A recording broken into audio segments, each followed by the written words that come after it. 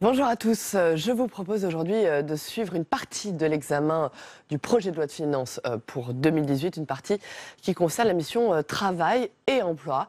Alors cette partie comprend, vous allez le voir, la baisse du nombre de contrats aidés, une baisse à hauteur d'1 milliard d'euros.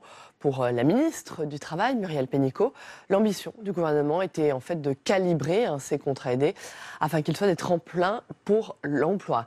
Mais pour les élus locaux, bien sûr, cette décision a mis en grande difficulté des territoires entiers. Autre sujet, parmi les autres débats abordés, les emplois francs. Ils seront expérimentés, mais en 2020. L'idée est d'offrir aux entreprises une prime pour l'embauche d'un habitant de l'un des 200 quartiers prioritaires de la politique de la ville. Voilà, donc tout de suite, je vous propose d'écouter tout d'abord la discussion générale avec l'intervention de la ministre Muriel Pénicaud. Monsieur le Président de la Commission des finances, Monsieur le Président de la Commission des affaires sociales, Madame et Messieurs les rapporteurs spéciaux, Monsieur le rapporteur pour avis, Mesdames, Messieurs les sénateurs. Tout d'abord, je souhaite vous remercier pour vos interventions qui montrent qu'au-delà de nos divergences, l'emploi, et notamment l'emploi pour les personnes les plus éloignées du marché du travail, constitue une priorité commune. En ce sens, 2018 constitue un tournant important pour la mission Travail-Emploi, car elle est la traduction budgétaire cohérente de notre volonté de rénovation profonde du modèle social français pour mieux protéger les salariés, libérer les énergies des entreprises afin qu'elles investissent et créent de l'emploi et permettent au plus grand nombre d'accéder à l'emploi. La mission Travail-Emploi reflète l'ambition des chantiers que nous avons engagés en ce sens. Comme vous le savez, une première étape a été franchie avec la publication des ordonnances le 22 septembre. Elles seront soumises prochainement à votre ratification, après celle de l'Assemblée nationale la semaine dernière. Et je peux vous dire qu'en sillonnant la France depuis la publication des ordonnances, j'ai constaté l'effet psychologique réel produit par les ordonnances sur les PME. Elles reprennent confiance. Nous avons éteint une peur et la confiance liée à la reprise de la croissance donne envie aux chefs d'entreprise d'embaucher. Les carnets de commandes se remplissent, la croissance repart avec robustesse et je reviendrai sur le sujet suivant qui les inquiète, qui est maintenant de trouver les compétences, mais j'y reviendrai à propos du plan d'investissement sur les compétences. Ce climat sera consolidé par la réforme de l'assurance chômage, de la formation professionnelle et de l'apprentissage, pour lesquels les concertations et négociations sont ouvertes ou vont s'ouvrir et que je défendrai devant vous au printemps prochain. C'est dans ce contexte que le budget de la mission Travail-Emploi se situe. Stable de loi de finances à loi de finances, autour de 15,2 milliards d'euros, et en baisse assumée de 1,5 milliard d'euros à périmètre constant. Oui, il s'agit d'un budget de transformation. Il rompt clairement avec la logique de traitement statistique du chômage pour basculer vers une politique d'insertion durable dans l'emploi des publics qui en sont le plus éloignés, notamment les jeunes. Ce changement majeur se traduit par des choix assumés de réallocation de nos moyens. Premièrement, nous ferons un effort financier d'une ampleur sans précédent dans la transformation des compétences, incluant les formations qualifiantes, les compétences numériques, via le plan d'investissement dans les compétences qui sera doté de 15 milliards d'euros sur 5 ans pour former et accompagner 1 million de demandeurs d'emploi peu qualifiés et 1 million de jeunes décrocheurs à l'horizon 2022.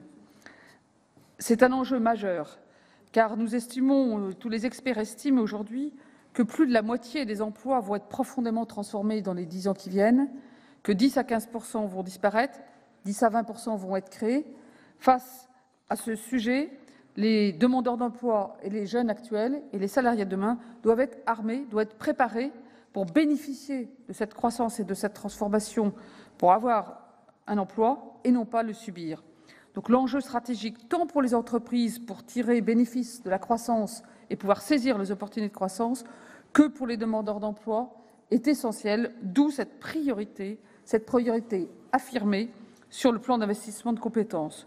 Je rappelle à ce titre qu'à Bac+2 et au-dessus, le taux de chômage est de 5,6%, en baisse tout à fait manifeste, alors que les personnes non qualifiées dans notre pays, nos concitoyens non qualifiés, ont un taux de chômage de 18,6%. Donc oui, le marqueur numéro 1 du chômage, c'est le manque de qualification. Et c'est pour ça que la compétence est aussi la meilleure protection contre le chômage et sera notre priorité.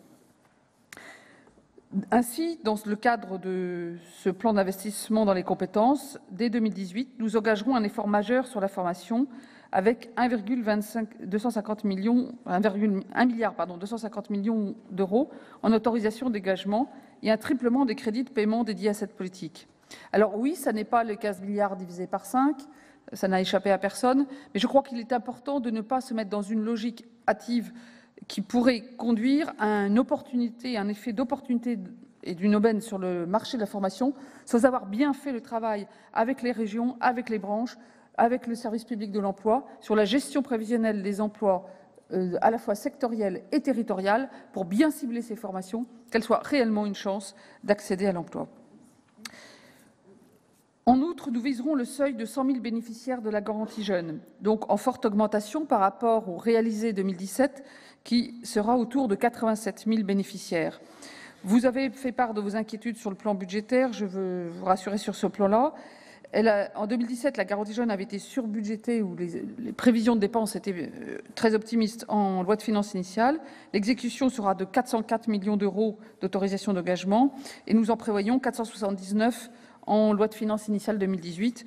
Évidemment, la garantie jeune est un dispositif qui n'est pas limité et donc s'il y avait plus de bénéficiaires, nous réallouerions les moyens nécessaires au sein du budget de la mission. Deuxièmement, nous mettons l'innovation sociale au service de la lutte contre l'exclusion sur le marché du travail. C'est le sens de la mission que j'ai confiée à Jean-Marc Borrello, qui me rendra ses conclusions d'ici la fin de l'année. Cela inclut la réflexion sur les contrats aidés, mais aussi c'est une réflexion beaucoup plus large.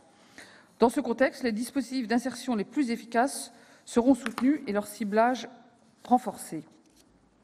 En ce qui concerne les emplois francs, nous avons décidé d'accélérer nettement la création du dispositif dit des emplois francs, mettant en œuvre cet engagement de campagne du Président de la République qui permettra d'aider les personnes plutôt que les territoires pour lutter efficacement contre les discriminations à l'embauche et l'assignation à ressortissance dont sont victimes les diplômés comme les non-diplômés qui habitent dans les quartiers prioritaires de la ville.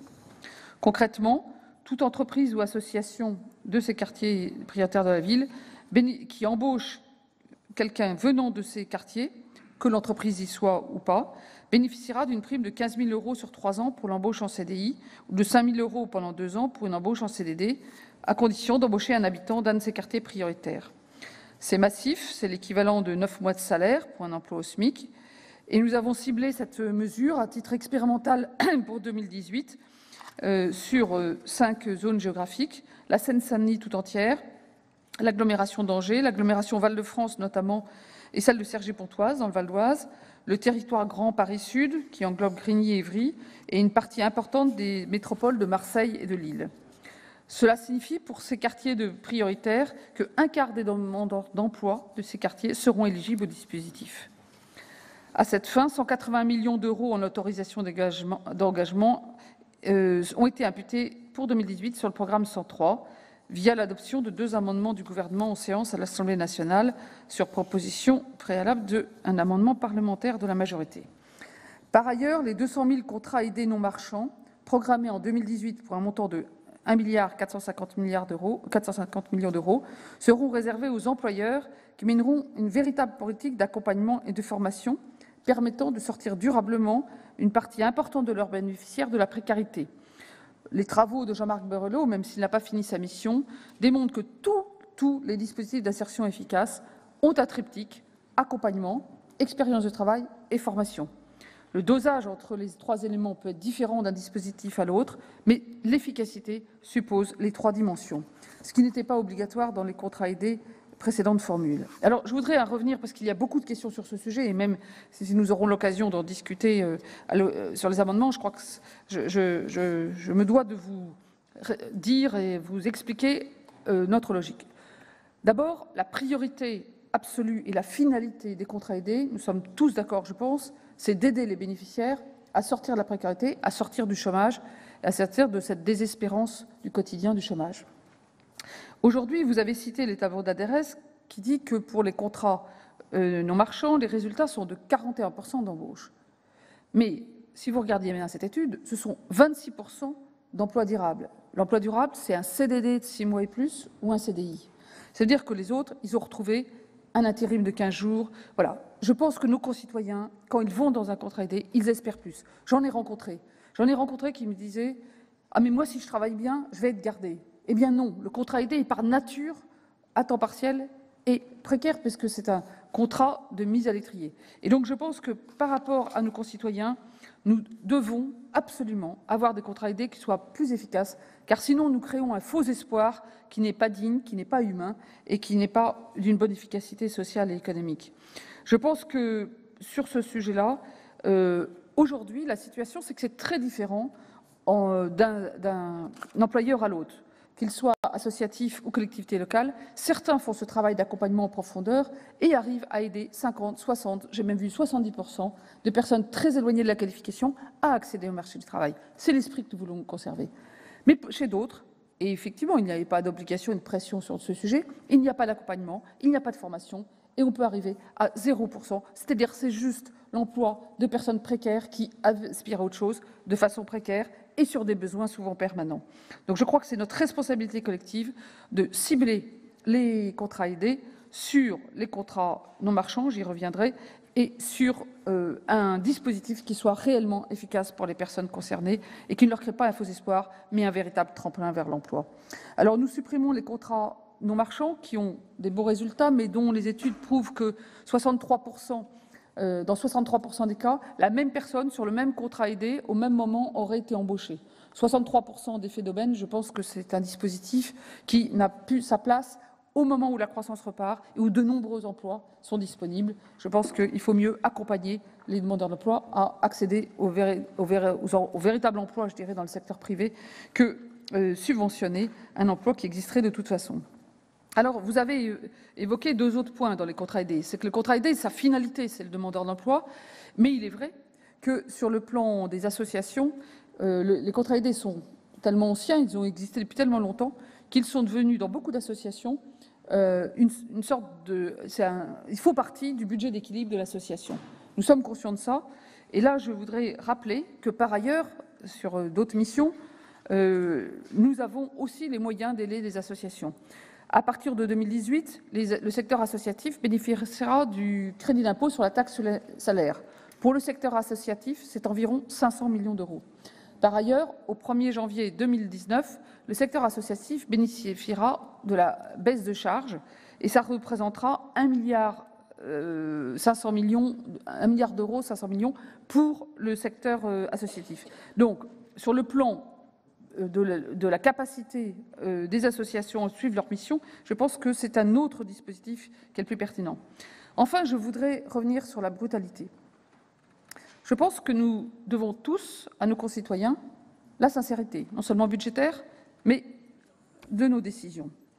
Je rappelle que 459 000 exactement contrats aidés avaient été prévus et budgétés en 2016, en très forte hausse par rapport aux années précédentes, pour des raisons que vous imaginez et qui arrivent parfois tous les 5 ans.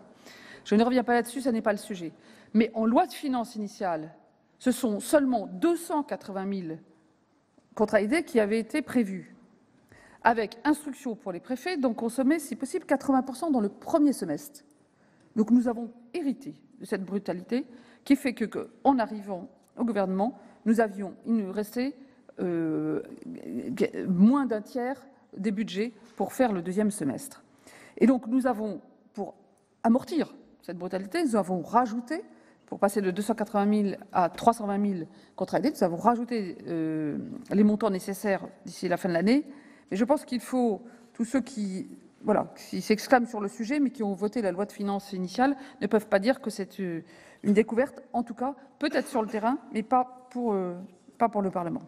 Alors, les priorités, oui, nous donnons une priorité aux zones rurales, pour toutes les raisons que vous avez évoquées, une priorité aux Outre-mer, où, comme vous le savez, le taux de chômage est extrêmement élevé et les perspectives d'emploi privé sont moindres.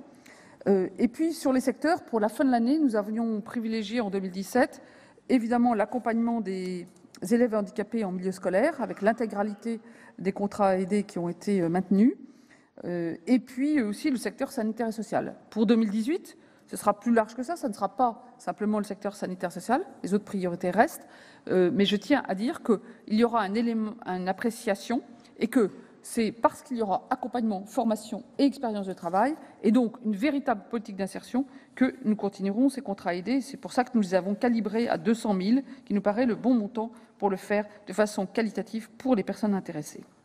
J'ai été un peu longue, mais comme vous aviez beaucoup de questions sur ce sujet, cela me paraissait important de le rappeler.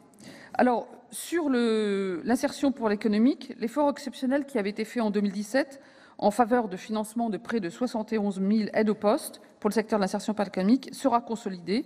Cela représente 822 millions d'euros en 2018. Si l'on compte également les exonérations spécifiques financées pour les associations intermédiaires et les chantiers d'insertion, l'effort de l'État sera supérieur à 1 milliard d'euros et permettra à 140 000 personnes environ d'être accompagnées dans leur parcours vers l'emploi. Et là aussi, je tiens à souligner le travail efficace du secteur de l'insertion par l'économique qui, globalement, a donc des bons résultats tout en aidant les personnes très éloignées de la qualification à prendre pied par étapes sur le marché du travail. Les dispositifs spécifiques aux travailleurs en situation de handicap s'établissent à ce stade à 377 millions d'euros, en hausse de 4 millions d'euros par rapport à la loi de finances 2017. J'ai bien entendu, comme vous, les représentants du secteur inquiets devant le projet de loi de finances qui prévoit la création de 1 000 aides au poste, mais avec une révision du mode de financement à compter du 1er juillet. Suite aux préoccupations qui ont été exprimées soit directement, soit lors du débat sur le budget emploi à l'Assemblée nationale, mon cabinet a échangé et concerté avec l'ensemble des représentants du secteur des entreprises adaptées pour s'assurer de leur engagement à une participation et leur contribution à la réflexion sur les nécessaires évolutions des modalités de pilotage et de financement des entreprises adaptées. Aujourd'hui, le dispositif est très compliqué, avec 3 lignes budgétaires différentes. Ça ne permet pas à ces entreprises adaptées, qui font un travail de long terme, d'avoir une visibilité suffisante. Nous devons revoir et réviser ce mode de financement dans un sens plus efficace et plus durable. Et c'est ce travail que nous avons entamé avec ces entreprises adaptées. Nous devons aussi trouver les voies, par l'innovation notamment, du développement de l'emploi durable des personnes handicapées dans les entreprises adaptées, mais aussi dans les autres entreprises, et voir comment les entreprises adaptées peuvent être un tremplin dans ce domaine. Pour cela, et au vu des travaux de concertation à conduire, je suis prête à reporter la mise en œuvre de la réforme au 1er janvier 2019, alors qu'elle était initialement prévue à mi-année 2018. Je vous confirme l'engagement pris par le Gouvernement de renforcer les volumes d'aide au poste en ajoutant plus 1 000 aides au poste dès 2018 au bénéfice de l'insertion professionnelle des personnes handicapées et qui est supérieur à celui constaté sur les derniers exercices. Il se traduira en outre par une augmentation de 8 millions de crédits dédiés au financement de ces aides au poste. Celles-ci seront ainsi financées dans les règles actuelles dans l'attente des inflexions envisagées pour 2019 et ce besoin sera couvert en gestion sur les crédits du budget de l'emploi.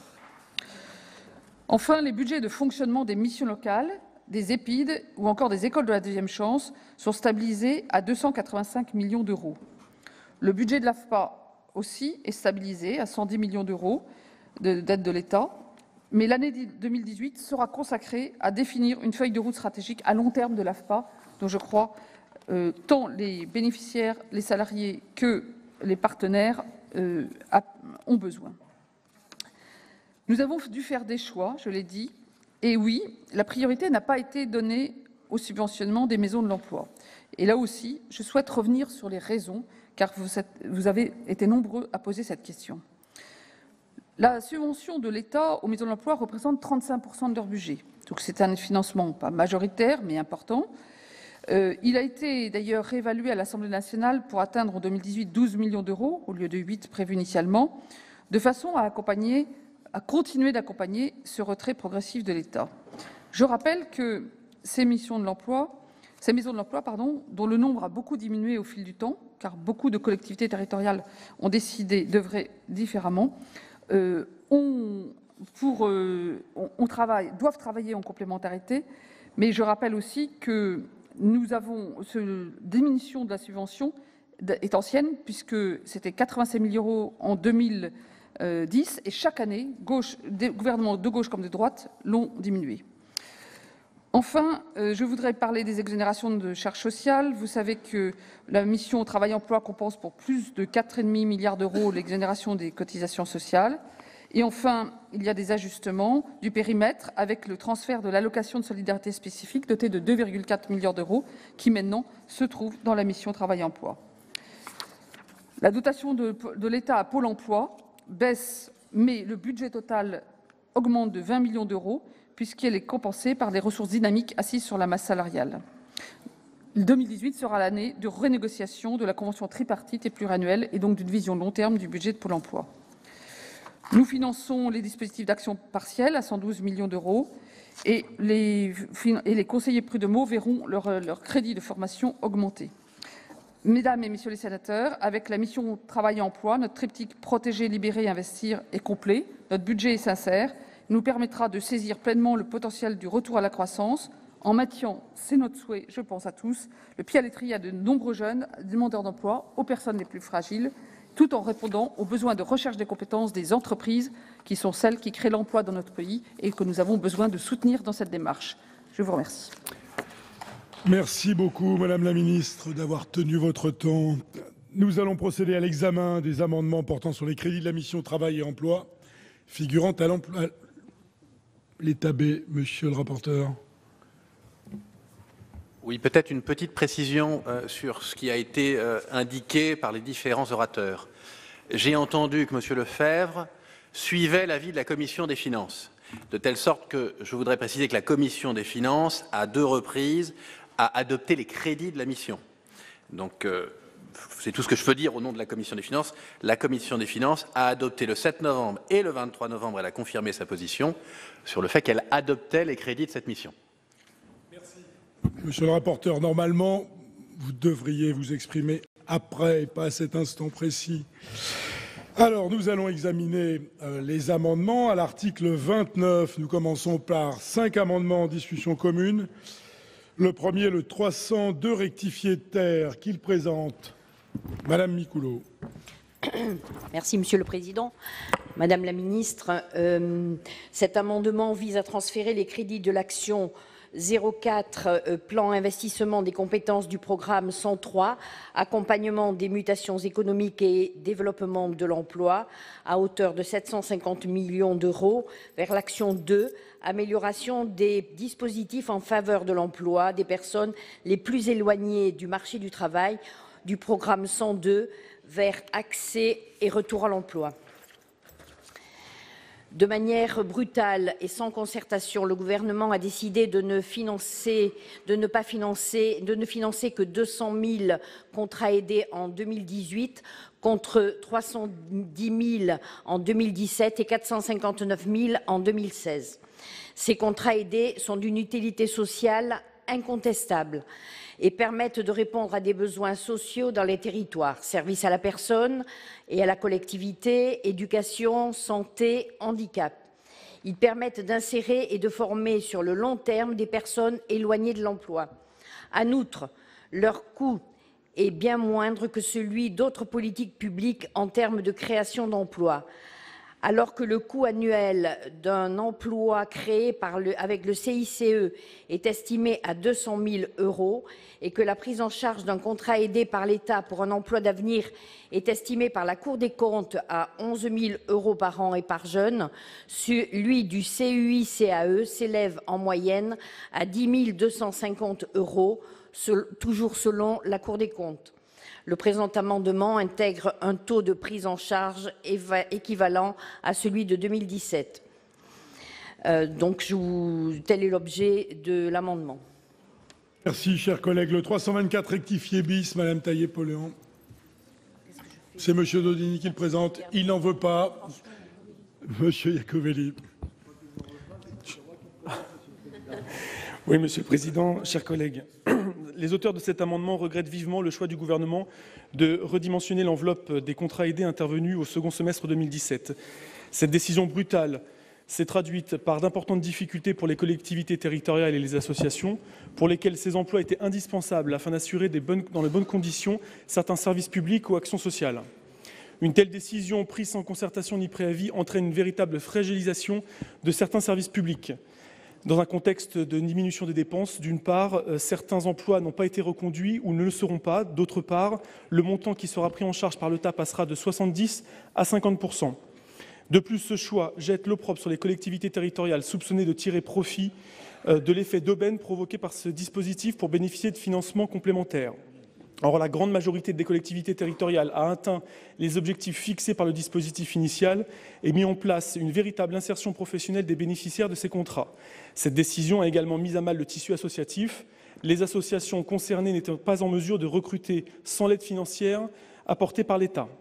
Les auteurs de ces amendements s'opposent à une telle décision, dont les conséquences sociales seront dommageables, et ce malgré les domaines prioritaires identifiés par le gouvernement, sur lesquels seront ciblés les 200 000 contrats conclus en 2018, qui sont beaucoup trop restreints. En effet, outre l'utilité de ces contrats pour les collectivités territoriales et le tissu associatif de notre pays, ils constituent aussi des instruments importants pour l'insertion sociale et professionnelle des bénéficiaires.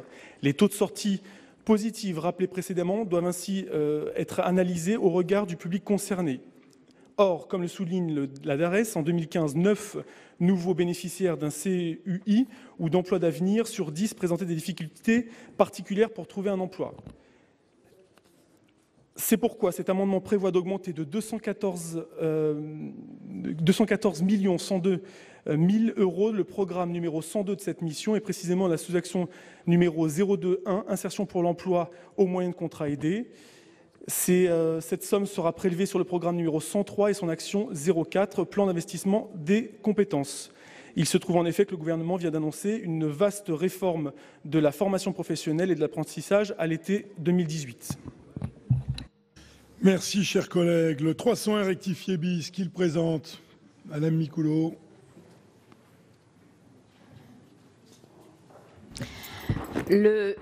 Merci, Monsieur le Président. Le secteur non marchand et en particulier le secteur associatif subit une double baisse non concertée en 2018.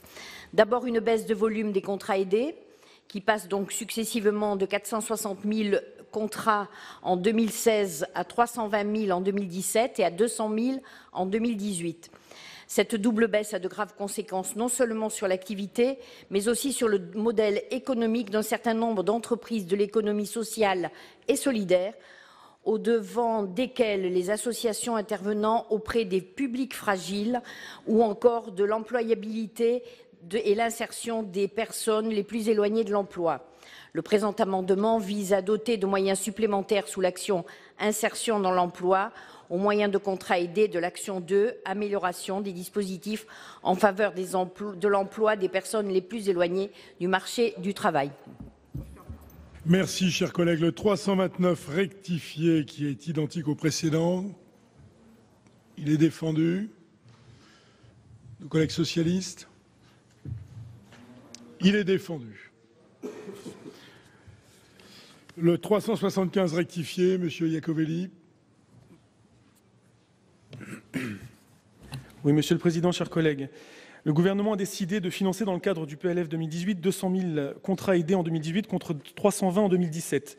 La suppression de 120 000 contrats aidés représente un coût supplémentaire pour les collectivités territoriales déjà fortement impactées par ce budget. J'en ai parlé lors du précédent amendement de Mme Taillé-Polian, et donc c'est un amendement de repli. Dans un contexte de rigueur budgétaire pour les collectivités territoriales et de chômage de masse pour les Français, les contrats aidés mettent en œuvre un pacte gagnant-gagnant. D'une part, ils permettent aux collectivités territoriales de pouvoir embaucher à coût avantageux, et donc de répondre efficacement à la mission de service public qui leur est confiée. Et d'autre part, ils permettent aux personnes les plus éloignées de l'emploi de sortir de ce cercle vicieux qu'est le chômage. Enfin, le non-renouvellement d'une grande partie des emplois aidés aura un impact sur la mission de service public confiée aux collectivités territoriales. En effet, la suppression des emplois aidés amincira les marges de manœuvre et l'autonomie financière des collectivités, au moment où nombre d'entre elles éprouvent déjà des difficultés à représenter un budget à l'équilibre. Celles-ci n'auront d'autre choix que d'effectuer des coupes budgétaires dans les différents services publics ou d'augmenter les impôts locaux. Par conséquent, les administrés verront donc ainsi leur qualité de service public s'affaiblir, soit leur feuille d'impôt s'alourdir. Le gouvernement entend donc remettre en cause un outil primordial d'insertion dans l'emploi qui permettrait de briser le cercle vicieux du chômage sans concertation avec les acteurs sociaux concernés. Le présent amendement propose donc de rééquilibrer le projet de loi de finances dans le mot d'ordre et l'injustice sociale et fiscale. Il prévoit donc de majorer de 40 000 la programmation des emplois aidants à raison de 40 000 CAE supplémentaires pour 2018, ce qui permettrait de limiter la suppression du nombre d'emplois aidants prévu par le PLF 2018.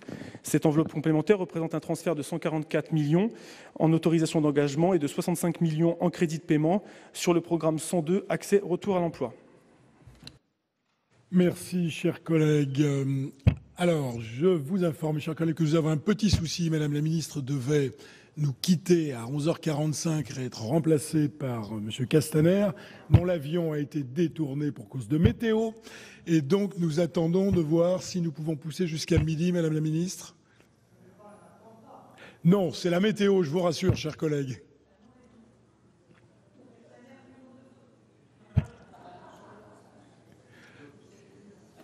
Est-ce que nous pouvons pousser jusqu'à midi?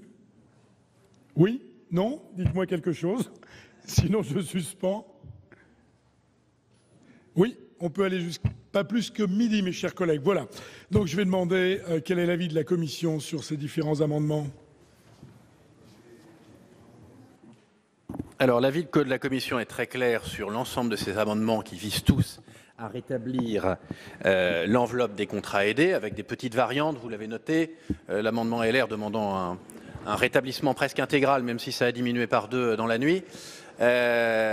Sur l'ensemble de ces amendements, l'avis de la Commission est un retrait ou, à défaut, un avis défavorable. Pourquoi? Pour 3 raisons.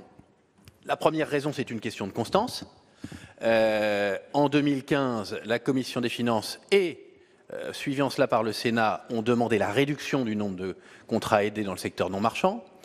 En 2016, la Commission des finances et notre Assemblée ont purement et simplement demandé la suppression des contrats aidés dans le secteur non marchand. Donc c'est totalement contraire à la position de la Commission des finances exprimée à 2 reprises.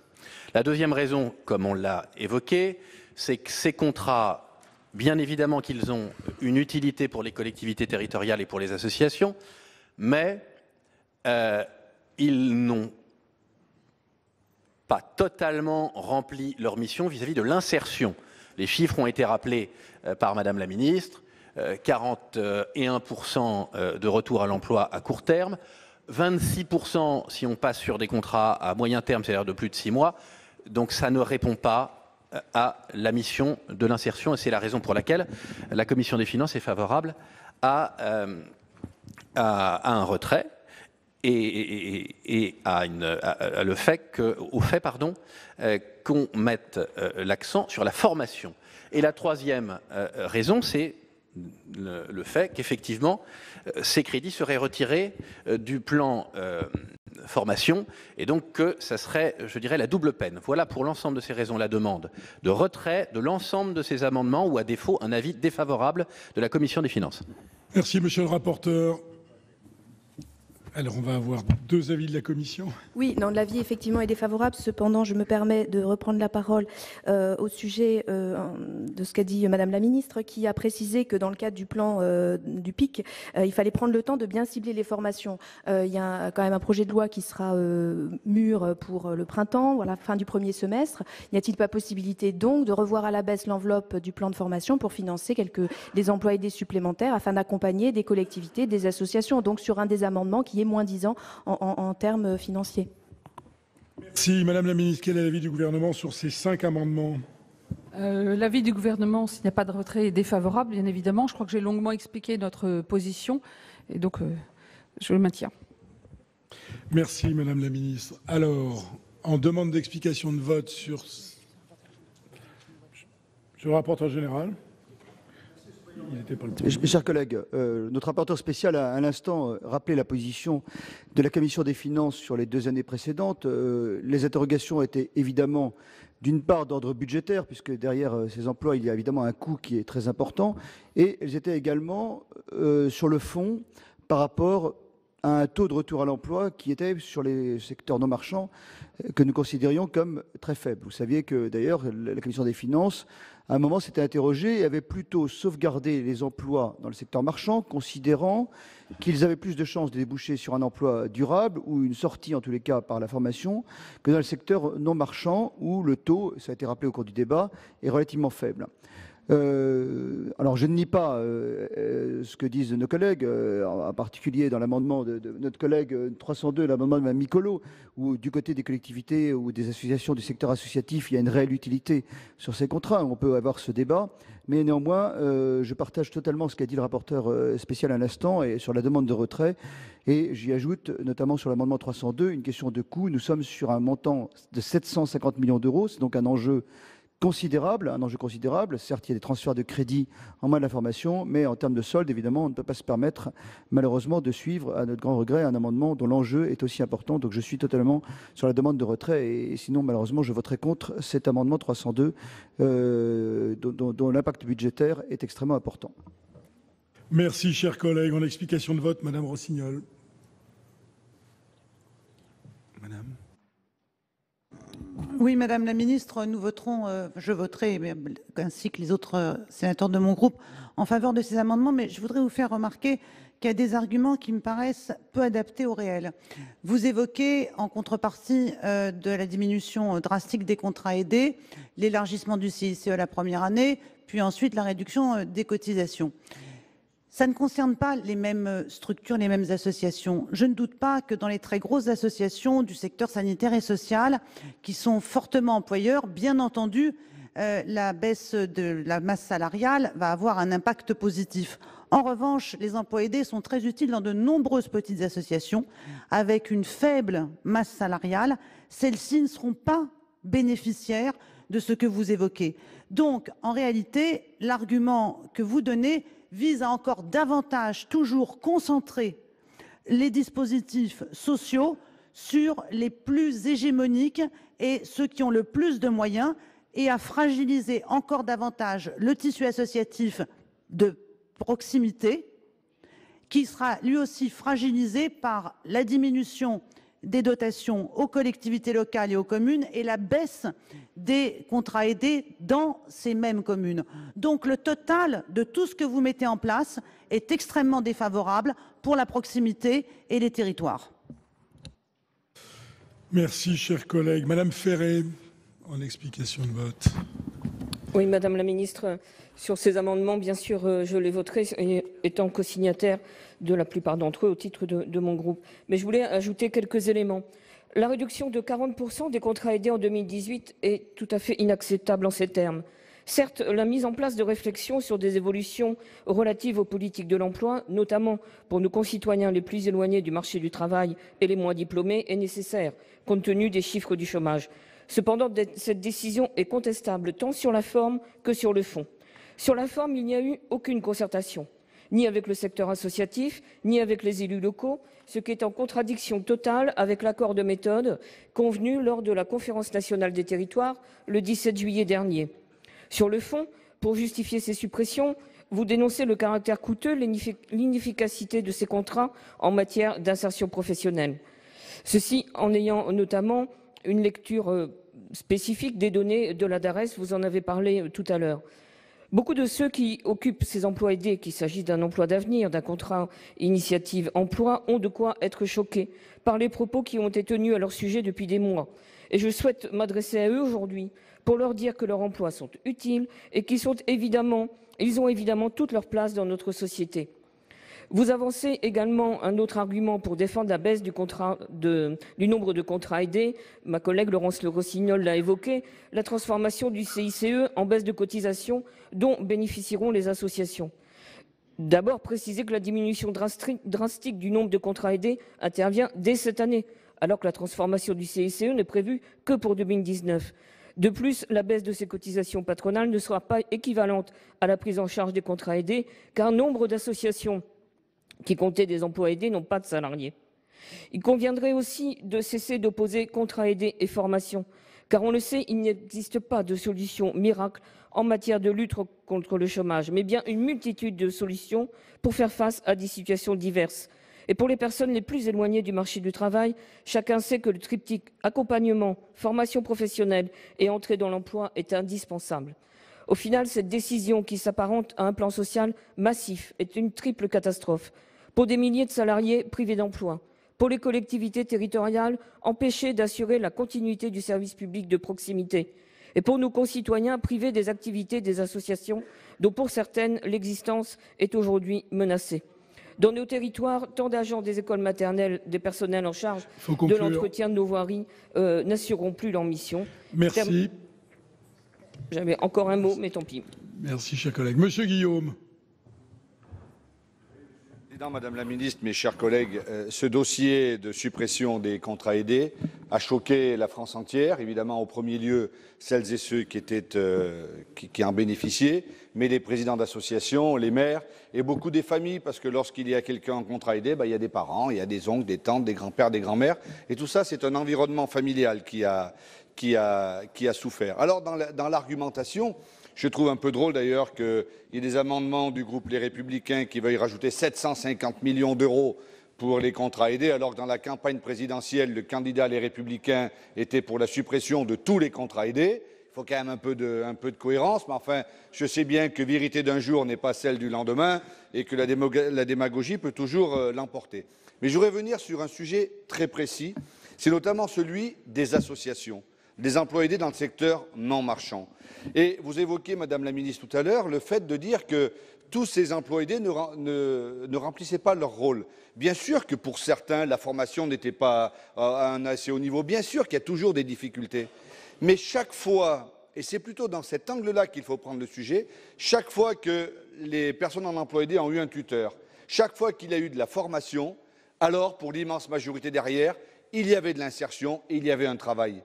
Donc ce n'est pas un emploi bon marché, c'est un emploi accompagné, l'emploi aidé. Et c'est là-dessus que nous ne sommes pas d'accord. Vous auriez pu en garder en disant au moins ceux qui ne marchent pas, pourquoi pas, mais accentuons ceux qui fonctionnent. Et vous avez voulu arrêter unilatéralement, et ça je trouve que ce n'est pas terrible. Enfin, pour toutes nos associations, si les communes dans l'immense difficulté, pourront peut-être s'en sortir encore comme elles le font depuis des années, mais c'est vrai qu'il y a des services nouveaux qui avaient été mis en place, de services à la personne, qui vraisemblablement seront supprimés. Mais dans les associations, toutes les associations culturelles, les associations sportives, les petites associations qui irriguent le tissu local. On a besoin de bénévoles, on a besoin de femmes et d'hommes qui travaillent sur le vivre ensemble. Combien de petites associations, de petits concerts, de petites pièces de théâtre n'auront pas lieu parce que demain, il n'y aura plus ces emplois aidés. Et on sait très bien que pour ces associations, ça ne peut pas être des salariés les plus petites. Soit il y a des emplois aidés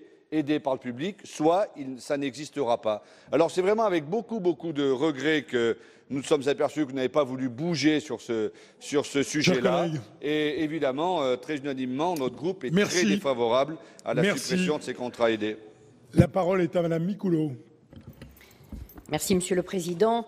Écoutez, je vais retirer l'amendement pour suivre la Commission. Par contre, d'une manière générale, le gouvernement ne va-t-il pas trop vite dans cette suppression des contrats aidés, et ce, au détriment d'une analyse prenant en compte au cas par cas l'efficacité ou l'intérêt et les intérêts de ces contrats sur nos territoires. Je voudrais donner l'exemple de l'association Post-Câlin, qui est une crèche, c'est une association qui gère 2 crèches associatives à Toulouse, dans les quartiers prioritaires de la politique de la ville. Ils ont 15 contrats aidés sur 40 personnes employées. L'arrêt brutal de ces contrats aidés représentera une perte sèche de 140 000 € pour l'association. Sur 61 enfants accueillis, ils envisagent de passer à 45 enfants. Voilà. Merci. Et Madame Robert. Oui, merci Monsieur le Président. Madame la Ministre, mes chers collègues, quelques mots simplement pour compléter les propos de mes collègues et dire que bien sûr je voterai les amendements de mon groupe. Vous savez, le monde culturel est très fragile. Depuis des années, on parle de fragilité du secteur culturel. Le monde culturel est principalement sous secteur associatif. Aujourd'hui, ce que je peux vous dire, et je voudrais vous alerter, c'est qu'un certain nombre d'associations qui bénéficiaient d'emplois aidés, parce que parfois même un emploi, mais un emploi aidé, qui jouait un rôle très important en matière de dynamique territoriale, de lien social, mais également d'utilité sociale. Eh bien, l'état des lieux que nous demandons, et singulièrement dans mon département, mais je pense que c'est dans l'ensemble des départements de notre pays, montre que non seulement un certain nombre de projets artistiques et culturels, et donc d'artistes derrière, parce que c'est de l'emploi, vont être fragilisés, mais vont disparaître. Et je crois qu'en la matière, il sera intéressant l'année prochaine de faire et de conforter cet état des lieux, parce que ce que vous voyez autour de vous, en matière d'artistes, de médiateurs culturels, de projets qui font vivre aussi l'ensemble de la collectivité, c'est-à-dire le monde de la cité tel qu'on, le bien commun tel que, en tout cas, on le rêve aujourd'hui, eh bien ce monde-là peut être très fragilisé par la suppression des emplois aidés. Et je pense que c'est un bien mauvais signe aujourd'hui pour le monde artistique et culturel. J'aurais pu parler du monde sportif, mais je pense que là aussi, c'est un très mauvais signe en la matière. Merci. Merci, chers collègues. La parole à Madame Laborde. Merci, Monsieur le Président. Madame la Ministre, je voulais juste expliquer que le RDSE votera ces amendements, car bien que nous vous ayons écouté attentivement, je ne suis pas convaincue. Les interlocuteurs précédents ont bien expliqué le vide entre le dispositif 2018 et le dispositif 2019 et le rôle des associations en général. Bien sûr, si je suis satisfaite que les contrats aidés soient maintenus pour l'éducation et le handicap, il y a tellement d'autres secteurs où il n'y a pas de contrats aidés. Donc je me permets de vous dire que nous voterons tous ces amendements. Je vous remercie. Monsieur Pacaud.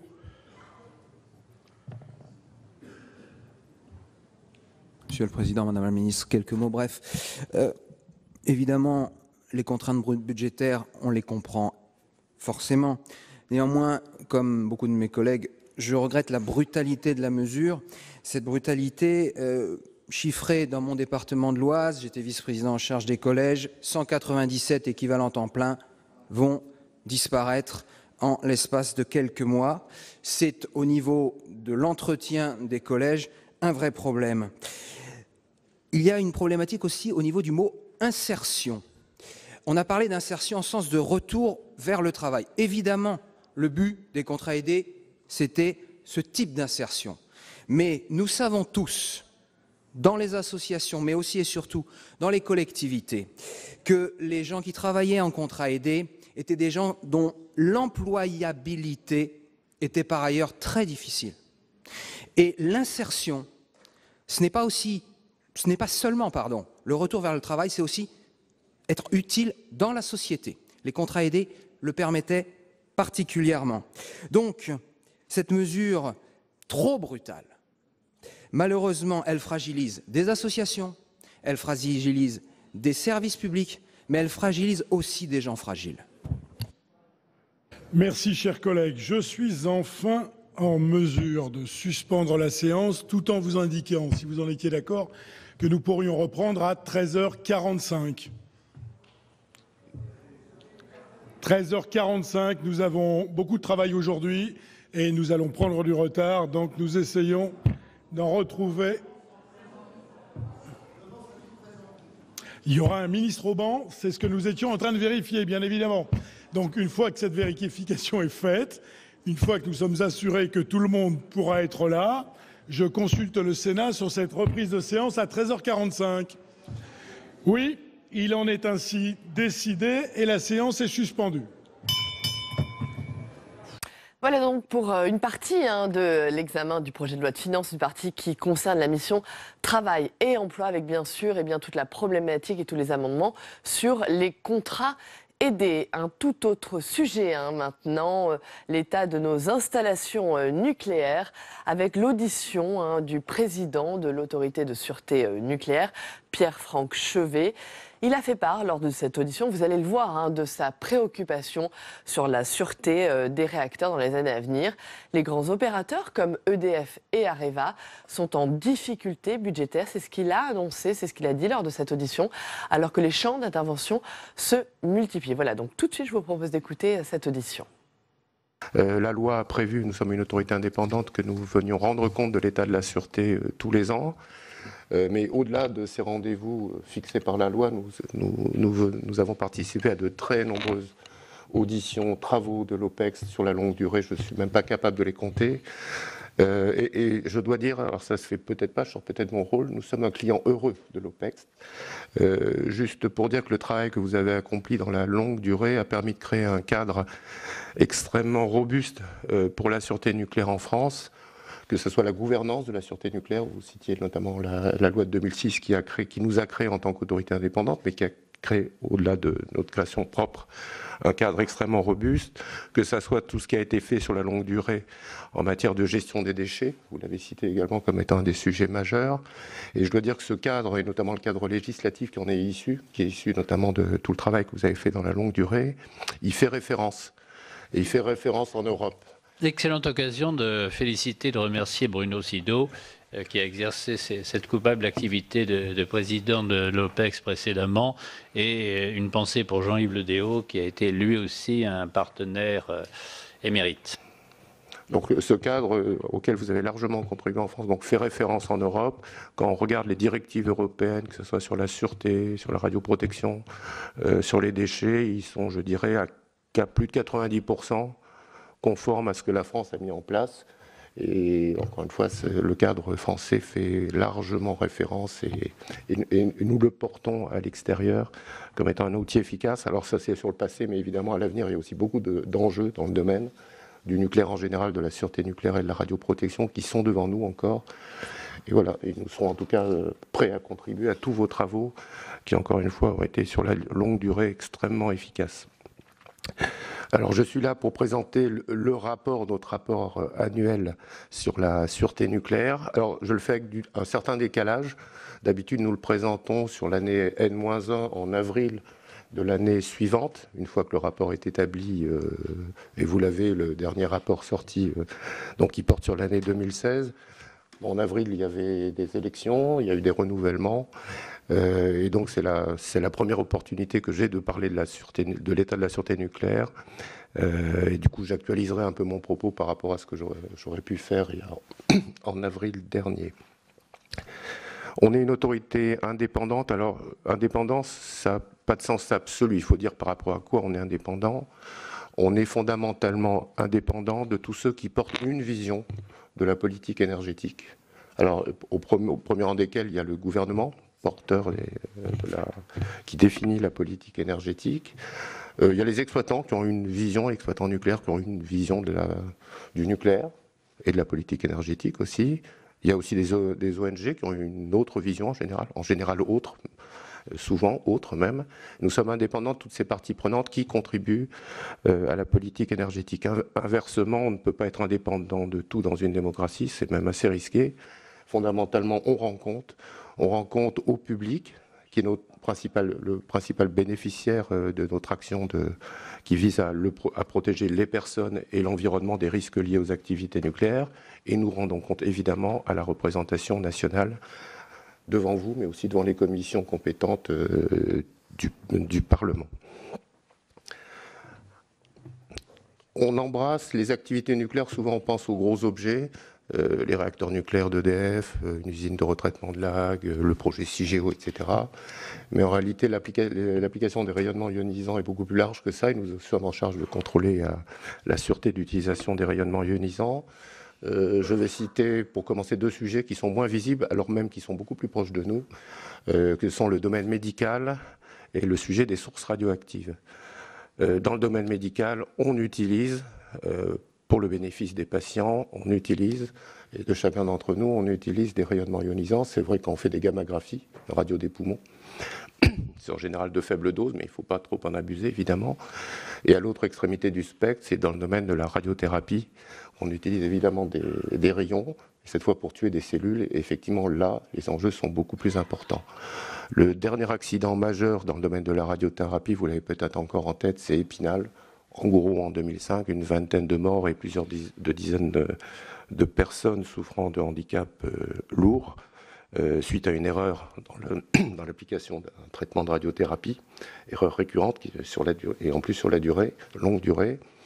Depuis lors, nous sommes en charge du contrôle de cette activité-là. Depuis lors, les choses se sont relativement améliorées. Il y a eu une sensibilisation générale des milieux professionnels, donc au risque, tout simplement à cause de l'accident d'Épinal. Beaucoup de progrès en matière d'organisation, de qualité pour éviter de telles erreurs. Malgré tout, c'est un sujet où nous restons extrêmement vigilants. Il y a encore entre 5 et 10 incidents dits de niveau 2. C'est des incidents essentiellement beaucoup dans le domaine de la radiothérapie, où on a en gros pas tiré sur la tumeur, mais à côté. Et à ce moment-là, quand vous arrivez à ce genre de résultat, vous tuez du tissu sain, et à l'inverse, vous ne traitez pas le cancer. Donc il y a un double effet, et il y en a entre 5 et 10 par an. Et niveau 2, ça veut dire simplement compte tenu des conditions de l'incident, on se pose des questions sur les conséquences à terme pour la santé des personnes. Donc ce n'est pas des incidents neutres, et donc extrême vigilance sur ces sujets-là, et notre contrôle doit être maintenu et sera maintenu sur ce genre d'enjeux qui, encore une fois, nous concerne globalement tous. Deuxième sujet, d'une autre nature, les sources radioactives, très proches de nous. On l'utilise dans le domaine médical, évidemment, mais on l'utilise aussi sur tous les chantiers. Il y en a certainement autour de nous, physiquement, à moins de 100-200 mètres. Chaque fois qu'il y a un chantier, qu'il y a des tuyaux qui doivent être soudés, on contrôle l'état des soudures. Et pour ça, on utilise des gammagraphes, en gros, la même chose qu'on fait pour faire une radio des poumons, mais c'est des sources assez puissantes qui permettent justement de faire des radios des tuyaux. Et c'est des choses qui sont relativement petites, qui sont dangereuses par définition, puisqu'elles permettent de faire des radios. Alors nous étions déjà en charge du contrôle de la protection des travailleurs qui utilisent ces sources sur les chantiers. Encore une fois, c'est des milliers de sources qui sont en cause. Et nous avons été chargés par la loi de transition énergétique de contrôler cette fois les aspects sécurité, c'est-à-dire de protection contre les actes de malveillance. Je le répète, c'est des toutes petites choses, extrêmement dangereuses, et qui, si elles arrivent en de mauvaises mains, peuvent entraîner des dégâts tout à fait considérables. C'est pour nous un premier pas dans le domaine de la sûreté. On mettra en place les contrôles moyennant la mise au point des derniers textes à faire dans le courant de l'année 2018. C'est pour nous un premier pas dans le domaine de la sécurité, c'est-à-dire la protection contre les actes de malveillance, sachant que vous le savez sans doute, contrairement à la plupart des autres pays, ce n'est pas l'autorité de sûreté nucléaire qui, sur les autres sujets, est en charge des contrôles de sécurité et de protection contre les actes de malveillance. J'en arrive à l'objet essentiel, celui qu'on voit tous les jours, c'est les questions autour des grosses installations, qu'on appelle des installations nucléaires de base, les réacteurs, je répète, les grosses usines telles que l'AG, les réacteurs de recherche, etc. On en a beaucoup en France, c'est à peu près 150 grosses installations comme ça. On a un des parcs industriels nucléaires les plus gros au monde, avec donc beaucoup d'enjeux. Si j'avais apporté un jugement, c'est même mon métier, je vais dire, sur la sûreté de cet ensemble, je dirais que globalement, quand on regarde la sûreté d'exploitation de ces grosses installations, je dirais que la situation est globalement satisfaisante. Alors globalement vise à dire que c'est pas uniforme, c'est-à-dire qu'il y a un certain nombre d'installations qui peuvent nous poser problème, c'est relativement ponctuel. On a récemment mis, c'était juste avant l'été, Belleville, la centrale de Belleville sous surveillance renforcée parce qu'elle était en retrait en termes de résultats de sûreté. Ça arrive, c'est déjà arrivé, ça arrive. Mais quand on met de côté ces difficultés ponctuelles, j'estime que la sûreté d'exploitation de ces grosses installations est satisfaisante. Alors il y a eu récemment, vous l'avez peut-être vu, une actualité avec un certain nombre d'incidents de niveau 2, pas négligeable. Ça ne change pas mon jugement. Il faut savoir que les niveaux 2 qu'on a eu parfois, qui étaient génériques, c'est-à-dire qu'on concernait plusieurs réacteurs, étaient le fruit d'une démarche construite pour aller chercher des anomalies. Et cette démarche a marché. C'est-à-dire qu'on a trouvé des anomalies. Et je m'en félicite. Alors se féliciter d'anomalies, ça ne peut pas vous paraître curieux, mais en matière de sûreté, quand on trouve des anomalies, c'est plutôt une bonne chose parce que juste ça permet de les corriger. Et in fine, la sûreté en sort grandie. C'est pour ça que ça ne change pas mon jugement sur la qualité d'exploitation et la sûreté d'exploitation du parc industriel nucléaire français. À l'inverse, sur le moyen terme, le contexte est préoccupant en matière de sûreté. Je m'explique. Globalement, les industriels, les grands industriels, donc je pense à EDF, Areva, CEA, sont en difficulté économique, financière ou budgétaire, plus qu'avant, alors même qu'ils ont plus de choses à faire dans le domaine de la sûreté. Alors quelles sont ces choses à faire en plus dans le domaine de la sûreté? Je les qualifie d'enjeux sans précédent sur la période à venir. La première question, c'est la question de la prolongation ou non du parc de réacteurs d'EDF au-delà de ces 40 ans, pour faire simple. C'est une question qui est simple à énoncer comme ça, qui exige un énorme travail technique, axé autour de 3 questions. Première question, est-ce que les réacteurs sont conformes aux plans initiaux ? La réponse n'est pas si simple que ça. Les principaux incidents qu'on a vus ces derniers mois touchent à cette question-là et montraient qu'il y avait des problèmes par rapport à cette question-là. La deuxième question, c'est est-ce qu'il y a des vieillissements qui sont intervenus dans les 40 ans passés, ou 30 ou 40 ans passés. Et la troisième question qui est compliquée, c'est peut-on améliorer, qu'est-ce qui peut être amélioré pour améliorer le niveau de sûreté de ces installations qui envisagent de prolonger leur vie au-delà de 40 ans. Et cette dernière question est techniquement particulièrement complexe. On sera amené à rendre une position vraisemblablement en 2020 sur cette question, qui sera confirmée sous forme de prescription qui s'impose aux exploitants en 2021. Deuxième question qu'on voit beaucoup moins, c'est comme le parc industriel nucléaire, on pense aux réacteurs, j'ai parlé là des réacteurs, mais il faut savoir que les installations du cycle du combustible, les installations de recherche du CEA ont grosso modo été construites à peu près dans la même époque, autour des années 80. Et elles aussi arrivent vers leurs 40 ans, en masse. Et nous sommes à la tête actuellement, en fin 2017, à l'heure où je vous parle, à peu près de 50 dossiers justement qui touchent à des réexamens de sûreté, la plupart sur des installations anciennes. Et les mêmes questions, évidemment, se posent pour ces installations. Donc au total, vous voyez le panorama, 58 réacteurs, plus de la moitié sont concernés immédiatement par le rendez-vous des 40 ans, mais il y a aussi plus de 50 installations grosses qui elles sont concernées par la même question dans les autres domaines hors réacteur. Troisième enjeu que je qualifie de sans précédent, c'est les suites de Fukushima. Fukushima est intervenu en 2011. On a mis en œuvre sur l'ensemble des réacteurs nucléaires et même des installations nucléaires des mesures, des premières séries de mesures. Par exemple des diesels, il y a des petits diesels qui ont été rajoutés pour sécuriser en cas de perte des alimentations électriques. Mais on a décidé et imposé aux exploitants de prendre une deuxième série de mesures. C'est en gros les mêmes types de mesures, mais durcies.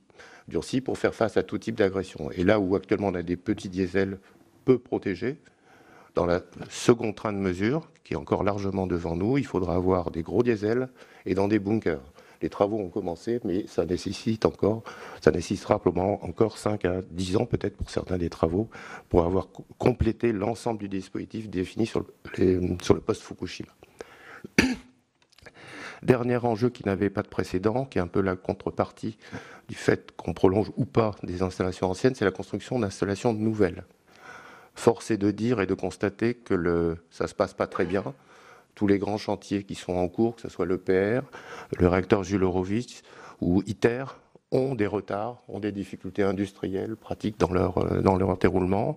La plupart du temps, ce n'est que des difficultés industrielles qui ne touchent pas la sûreté, mais je mets de côté, évidemment, la cuve de l'EPR, qui a été un sujet qui a, à l'évidence, impacté la sûreté. Juste un commentaire là-dessus. Quand on n'a pas construit d'installations nouvelles pendant 15 ans, 20 ans, il n'est pas anormal qu'il y ait des difficultés de ce type. Il y a un réapprentissage qui doit être fait et qui nécessairement prend du temps. Il faudra encore pas mal de temps avant qu'on sache faire comme on a su le faire à l'époque. Il y a ces difficultés ou ces enjeux majeurs sans précédent que je viens de lister. Il s'est rajouté des difficultés techniques dans le courant de l'année 2016. La première, je viens de la citer, c'est les problèmes rencontrés sur la cuve de l'EPR, sur lequel nous avons pu conclure in fine il y a quelques semaines maintenant, positivement, moyennant le changement du couvercle de la cuve de l'EPR dans un délai que nous avons prescrit avant fin 2024. Mais il y a surtout eu une autre difficulté majeure, je vais employer le mot qui le résume, c'est falsification. Des falsifications ou des choses qui ressemblent à des falsifications, parce que falsification renvoie à une qualification pénale, et ce n'est pas mon rôle de qualifier pénalement. On a trouvé des documents qui, visiblement, pouvaient s'apparenter à des falsifications, et ces documents touchaient aux caractéristiques de sûreté, caractéristiques mécaniques, physiques, de pièces importantes, très importantes pour la sûreté dans les réacteurs. Et cette pratique, encore une fois, j'emploie le mot falsification avec le bémol que je viens d'y mettre sur sa qualification, était une pratique pas récente ni ancienne, c'est une pratique qui a eu cours sur la longue durée pendant près de 50 ans.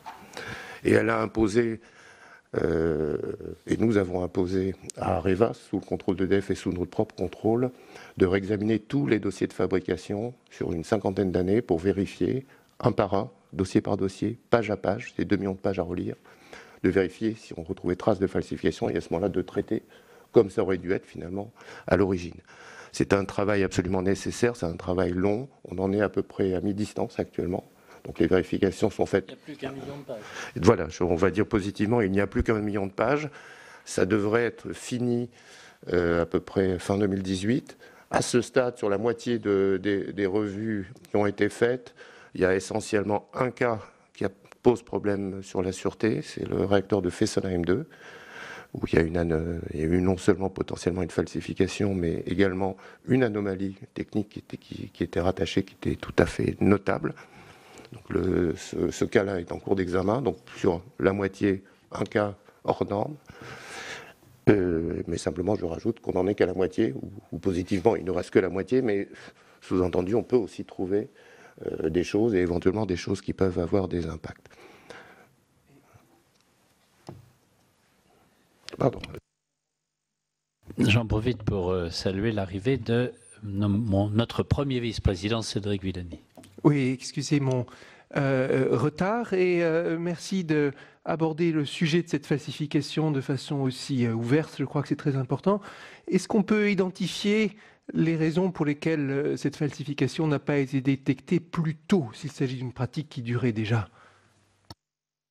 De ce que l'on comprend à ce stade de la pratique, là, pour reprendre les mêmes termes, quand les résultats n'étaient pas conformes à ce qui était attendu, quand néanmoins les équipes estimaient que ce n'était pas grave, effectivement, ils faisaient un autre document qui, lui, avait les bonnes valeurs.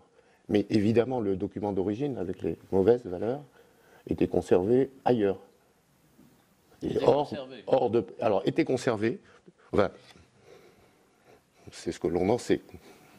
Donc il y a quand même une question... Par définition, ceux qui ne sont pas conservés, on ne sait pas si... Voilà, donc il y a quand même une question, d'ailleurs, qui renvoie, enfin je vais en dire un mot, ont été conservés, c'est comme ça qu'on a pu se rendre compte, mais moyennant le fait d'accéder à ces archives, entre guillemets, secrètes, ou enfin en tout cas qui étaient évidemment hors de portée de l'inspection, et que ce soit de notre inspection, ou de celle d'EDF et d'Areva, qu'on a pu se rendre compte du problème.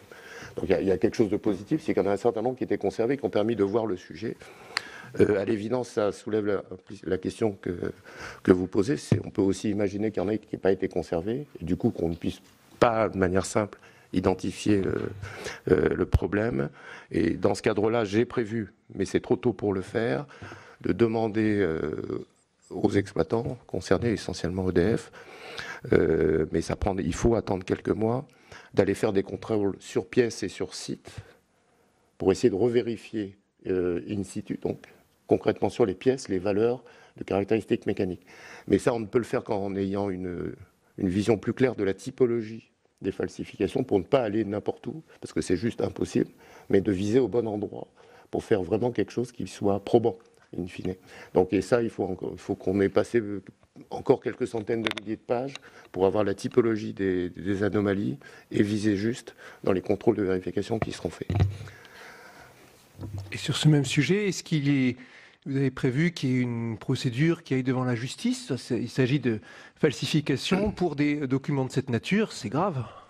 Alors, par les missions qui nous sont confiées, on ne peut pas directement porter plainte. Par contre, on a fait un signalement à la justice et concrètement, on lui a transmis tous les documents que l'on avait.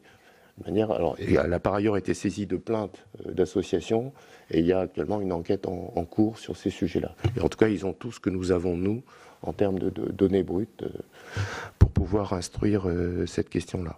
À l'évidence, c'est des pratiques absolument inadmissibles, que ce soit dans le nucléaire ou ailleurs, hein, ça me paraît tout à fait clair. Donc des enjeux sans précédent, et j'y rajoute les difficultés que je viens d'évoquer, et encore une fois, des exploitants qui, eux, ont moins de moyens qu'avant. Et c'est cette situation de gap entre plus de choses à faire et moins de moyens, alors qui ne crée pas un risque d'accident à court terme, mais qui crée une situation difficile sur le moyen terme pour la sûreté. Et au plus vite, il faut faire ce qui est nécessaire pour restaurer une forme d'équilibre entre les investissements qui sont devant les industriels et les moyens qu'ils ont. Alors une chose qui va dans le bon sens, c'est évidemment les décisions de réorganisation industrielle qui sont actuellement à l'œuvre, avec les recapitalisations prévues. Maintenant, il faut qu'elles soient opérées, et puis surtout qu'elles trouvent leur plein effet et se concrétisent dans les actions de chacune des entreprises. Donc voilà globalement mon jugement sur la sûreté nucléaire.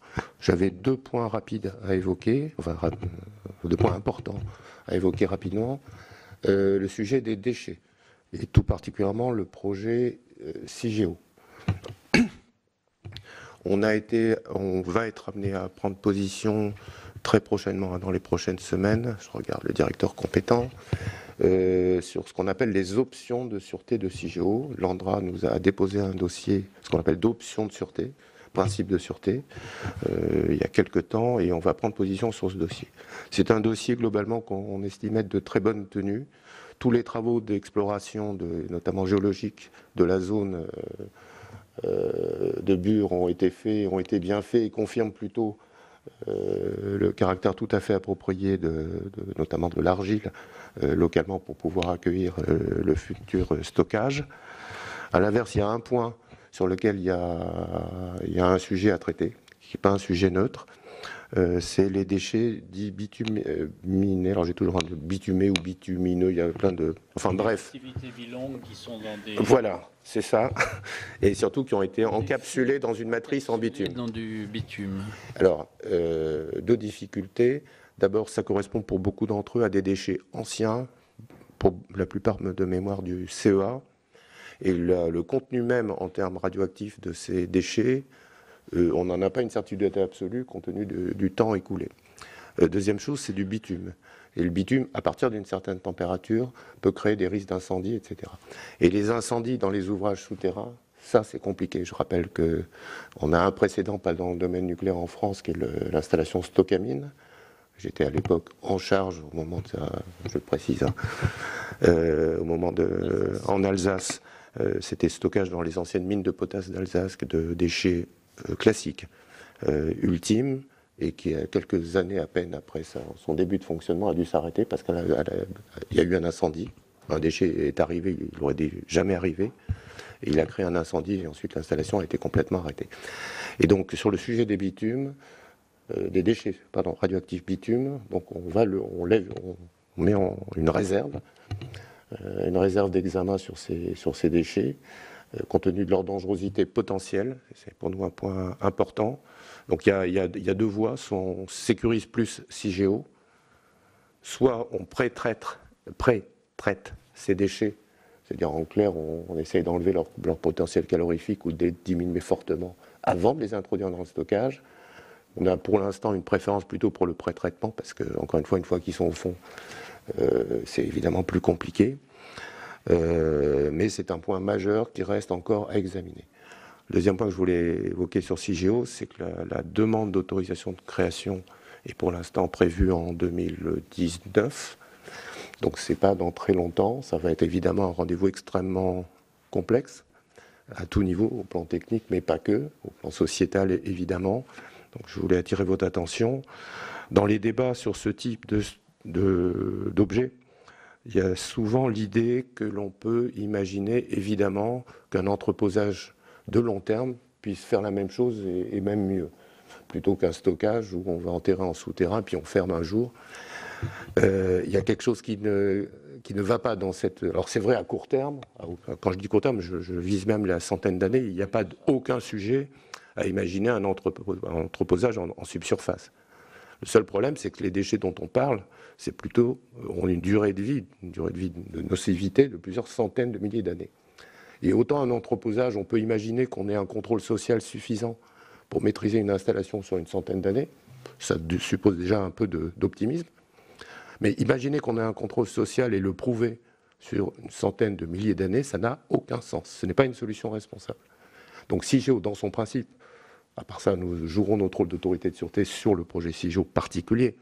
Mais le principe d'un stockage géologique souterrain en profondeur est la seule, pour l'instant, solution raisonnable, responsable. Je rappelle que, par ailleurs, le Parlement a voté dans la loi sur les déchets, a dit que le stockage de CIGEO devait être réversible pendant une centaine d'années. avec l'idée et qu'on ne peut pas écarter, que la science nous apporte d'autres moyens de traiter ces déchets. Mais une chose est de dire que le stockage doit être réversible pendant 100 ans, une autre chose est de dire qu'il n'y a qu'à entreposer simplement pendant 100 ans, 200 ans, 300 ans. Cette solution d'un stockage long terme, d'un entreposage long terme n'a pas de sens, n'est pas responsable. Je tiens à le dire ici. L'autre sujet qui n'est pas mineur, suite à Fukushima, les autorités européennes ont travaillé pour regarder les conséquences des accidents et ce qu'il fallait en tirer comme conclusion sur les mesures de protection en cas d'accident. Et à l'unanimité des autorités européennes, on a dit qu'il fallait en gros élargir les plans d'urgence autour notamment des centrales nucléaires et passer de rayons de plans d'intervention d'urgence, c'est les plans à la main du préfet et du gouvernement en cas d'accident, de 10 km, c'est un ordre de grandeur, 10 km, à 20 km. Donc ça a été approuvé par le gouvernement en 2016 et maintenant reste à déployer cette stratégie de protection étendue autour des installations et notamment des réacteurs nucléaires sur le territoire. Ce n'est pas un sujet neutre, ça a plein d'implications. Ça a des implications sur les concertations locales à faire. On passe d'une zone de 10 à 20, donc ça multiplie la population par un facteur 4-5. Il y a des gens qui vont être concernés par des mesures de protection, alors même qu'ils n'étaient pas concernés, n'avaient pas nécessairement une conscience qu'il y avait une centrale dans leur voisinage. C'est une mesure nécessaire, mais c'est une mesure qui a des implications concrètes. Les commissions locales d'information que nous avons autour de toutes nos installations vont devoir se mobiliser aussi autour de ces questions-là. Au passage, elles ont besoin, elles aussi, de moyens pour pouvoir faire face à ces extensions des périmètres d'intervention. Donc c'est pour moi un sujet, alors avant tout sur 2018, l'année 2017 a été une année assez largement électorale, je crois. Par contre, le déploiement de ces mesures de protection, elle, à mon avis, prendra son plein effet à partir de 2018. Et donc des débats locaux, beaucoup de travail localement à faire pour que les gens comprennent ce qu'on attend d'eux en cas de crise. Et c'est un travail, encore une fois, nécessaire. Je m'arrêterai là. Vous voyez beaucoup d'enjeux. Je vais juste passer rapidement, je suis désolé, j'ai sans doute mordu, là, passer rapidement la parole à Olivier Gupta, directeur général. Face à ces enjeux, nous-mêmes, on réfléchit à optimiser notre action. Évidemment, tout le monde se doit de le faire par les temps qui courent. Comment optimiser notre action, la rendre plus efficace sur les sujets les plus importants. Rapidement, si vous me permettez, je passe la parole à Olivier Gupta. Merci Pierre-Franck. Monsieur le Président, Mesdames et Messieurs les vice-présidents, Mesdames et Messieurs les parlementaires, effectivement, je vais dire quelques mots de la manière dont on adapte notre contrôle dans ce contexte. Alors, bien sûr, nous ne partons pas de rien. Nous avons un certain nombre de piliers sur lesquels nous appuyons d'ores et déjà notre action.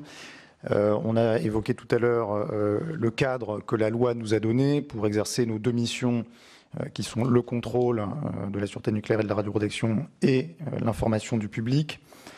Je voudrais dire quelques mots aussi du processus de prise de décision de l'ASN. On parle souvent des décisions elles-mêmes. C'est important aussi de bien voir comment se déroule ce processus de prise de décision. Dont on s'attache à ce qu'il soit à la fois rigoureux, collectif et ouvert. Rigoureux d'abord parce qu'une décision sur un sujet complexe, elle émerge d'une instruction que nous pilotons conformément à des procédures. Et ce pilotage, c'est tout un savoir-faire. Il faut identifier les enjeux, entendre l'exploitant, recueillir des avis d'experts, vérifier qu'on a bien fait le tour du sujet. Voilà, c'est effectivement un processus en soi. Processus collectif aussi, et au-delà de la collégialité qui a été voulue par la loi, les décisions sont préparées au sein des services de l'ASN par des personnes qui pèsent ensemble différentes options et leurs conséquences. Et puis, nous faisons appel à une expertise, celle de l'IRSN, mais aussi celle des groupes permanents d'experts qui sont placés auprès de nous, qui elle-même est collective. Et puis, je disais ouvert, parce que nous informons et nous consultons le public sur nos projets de décision, alors directement sur notre site internet, mais aussi indirectement, notamment via les commissions locales d'information. Et c'est extrêmement important parce que les décisions qu'on va avoir à prendre dans les années à venir, que ce soit sur la poursuite d'exploitation des réacteurs, sur CIGEO ou ce genre de sujet, ce sont des décisions qui sont à la fois majeures et puis qui concernent directement le public. Et donc c'est fondamental qu'elles soient prises sous le regard et avec la participation du public.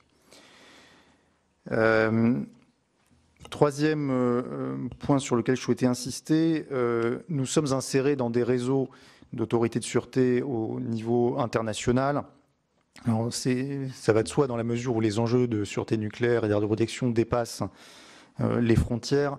On a construit des relations de confiance avec nos homologues étrangers qui nous permettent de discuter avec eux de sujets difficiles, et je peux en donner deux exemples. Sur l'affaire des ségrégations de carbone, alors celle de la cuve de l'EPR et d'autres gros composants, nous avons échangé avec nos homologues de façon à ce que les standards internationaux prennent mieux en compte à l'avenir ce type de problématique. Et puis, autre exemple, nous entamons un travail dans le cadre de l'association européenne WENRA sur les améliorations de sûreté qui sont raisonnablement envisageables pour la poursuite d'exploitation des réacteurs au-delà de 40 ans. Donc ça nous sera extrêmement utile dans nos propres processus de prise de décision. Donc voilà, la loi, les processus de décision, nos réseaux internationaux, voilà en quelque sorte le socle. Qu'en est-il aussi des ressources dont nous disposons ? On peut constater que jusqu'à présent, on a obtenu les ressources nécessaires à l'exercice de nos missions.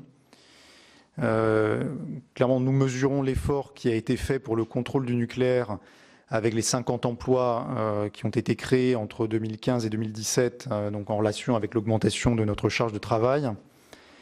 Nous avons identifié des besoins pour les 3 années à venir, à hauteur, en ordre de grandeur, d'une quinzaine de postes sur l'ensemble de ces 3 années, à la fois pour finir de nous équiper sur les sujets dont a parlé Pierre-Franck Chevet, et puis pour monter aussi une équipe dédiée à la prévention du risque de falsification. Et nous avons d'ores et déjà engagé un travail pour renforcer l'efficience du contrôle. Par exemple, nous avons mis en place une classification des installations au regard de leurs enjeux. Nous avons, dans le domaine du nucléaire de proximité, développé un dispositif de télédéclaration. Voilà, et il s'agit bien entendu de poursuivre dans ce sens. Alors, j'en viens maintenant plus directement à ce qui constitue notre réflexion stratégique pour les années à venir. Nous nous préparons à cette situation d'enjeux sans précédent, et nous avons travaillé tout au long de l'année sur un plan stratégique et une politique de contrôle, y compris avec une phase d'écoute des parties prenantes, exploitants, ONG, administration, etc. Le maître mot de cette politique de contrôle, c'est l'approche graduée, graduée en fonction des enjeux.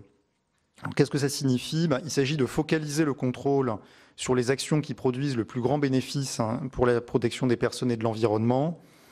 Je disais gradué en fonction des enjeux. Pour définir les enjeux, il y a 2 paramètres à prendre en compte. Les risques intrinsèques d'une activité et puis l'appréciation qu'on porte sur la situation. Est-ce que l'exploitant exerce de manière satisfaisante ou non ses responsabilités ? Et donc, dans les domaines ou installations jugées prioritaires, il s'agit de renforcer notre contrôle avec des dispositifs tels que la surveillance renforcée dont on a parlé. Et à l'inverse, et ça va de pair, lorsque les enjeux sont faibles ou lorsqu'on estime que ça va bien, il s'agit de réduire notre contrôle et de le faire explicitement. Et donc, cette approche graduée, nous la mettons en œuvre aussi bien dans le domaine des installations nucléaires de base que dans le domaine du nucléaire de proximité. Et d'ailleurs, en 2017, on a déjà commencé à le faire avec une mission qui a été pilotée par un de nos commissaires, Philippe Chomériffaut, justement pour identifier et prioriser les enjeux dans le domaine du nucléaire de proximité. Au-delà de l'approche graduée, je voudrais également mettre en avant 3 autres éléments dans cette réflexion sur notre stratégie. D'abord, l'idée que nous continuons de privilégier une approche fondée sur le dialogue technique avec les exploitants. La réglementation française des installations nucléaires de base fixe essentiellement des objectifs. Il y a peu de prescription de moyens, à la différence de ce qui se passe dans certains autres pays, comme par exemple les États-Unis. Nous préférons le dialogue technique parce que fondamentalement nos décisions sont fondées sur une appréciation technique des situations. Et quand je dis technique, j'y inclus les aspects organisationnels et humains qui sont tout à fait fondamentaux en termes de sûreté nucléaire et de radioprotection. Deuxième élément, Nous allons mettre en place des évolutions du contrôle, en particulier celles qui sont rendues nécessaires pour faire face au risque de fraude.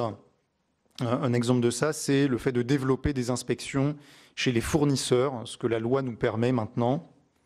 Et puis plus largement, de renforcer la présence au plan qualitatif, la présence de l'ASN sur le terrain. Alors on fait déjà beaucoup d'inspections, on est déjà beaucoup présent sur le terrain, 2000 inspections par an en ordre de grandeur. On est aussi présent pour le contrôle des travaux, notamment lors des arrêts de réacteurs.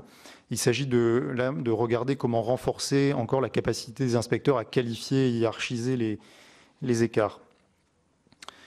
Troisième et dernier élément, nous allons poursuivre notre implication au niveau international et en particulier au plan européen, avec deux objectifs, promouvoir une harmonisation par le haut et puis bénéficier de l'expérience étrangère.